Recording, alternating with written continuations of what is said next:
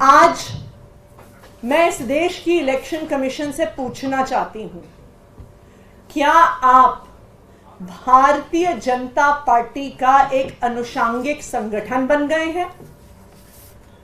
जब enforcement directorate model code of conduct लगने के बाद एक सिटिंग चीफ मिनिस्टर, एक ऑपोजिशन के प्रमुख चेहरे, देश की 6 नेशनल पार्टीज में से एक के नेशनल कन्वीनर को गिरफ्तार करती है, तो क्या इलेक्शन कमीशन ईडी को नोटिस भेजती है? जब इनकम टैक्स डिपार्टमेंट देश की एक बड़ी ऑपोजिशन पार्टी कांग्रेस पार्टी का बैंक अकाउंट सील करती है, तो क्या election commission income tax department को नोटिस भेजती है? जब income tax department CPI CPM को बरसों पुरानी उनकी फाइलिंग के बारे में, उनकी रिटर्न्स के बारे में चुनाव की घोषणा के बाद नोटिस भेजती है, तो क्या इलेक्शन कमीशन केंद्र सरकार की इनकम टैक्स डिपार्टमेंट को नोटिस भेजती है?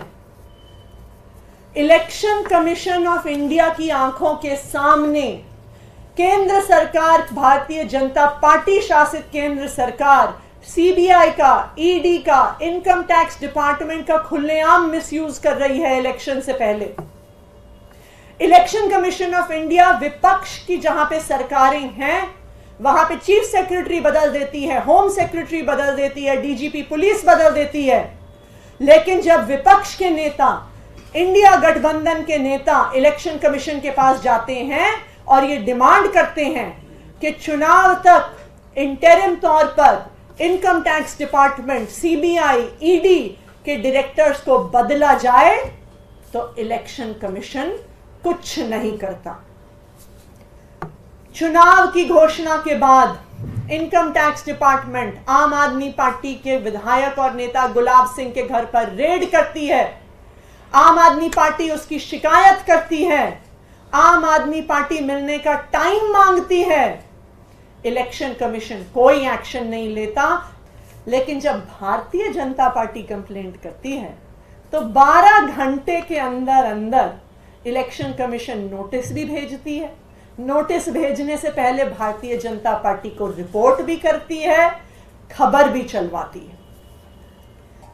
तो आज ये देश के लिए चिंता का विषय है कि इलेक्शन कमीशन ऑफ इंडिया, जिसकी जिम्मेदारी है नॉन पार्टिजन होना, जिसकी जिम्मेदारी है फ्री एंड फेयर इलेक्शन करवाना, जिसकी जिम्मेदारी है लेवल प्लेइंग फील्ड देना, आज उस इलेक्शन कमीशन की न्यूट्रलिटी पर सवाल उठ रहा है।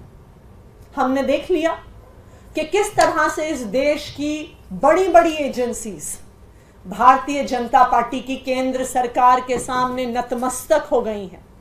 चाहे वो सीबीआई हो, चाहे वो ईडी हो, चाहे वो इनकम टैक्स डिपार्टमेंट हो, चाहे वो स्टेट बैंक ऑफ इंडिया हो। हमसे जुड़े रहने के लिए हमारे YouTube चैनल को सब्सक्राइब करें और नई वीडियो की नोटिफिकेशन के लिए बेल आइकॉन को दबाएं।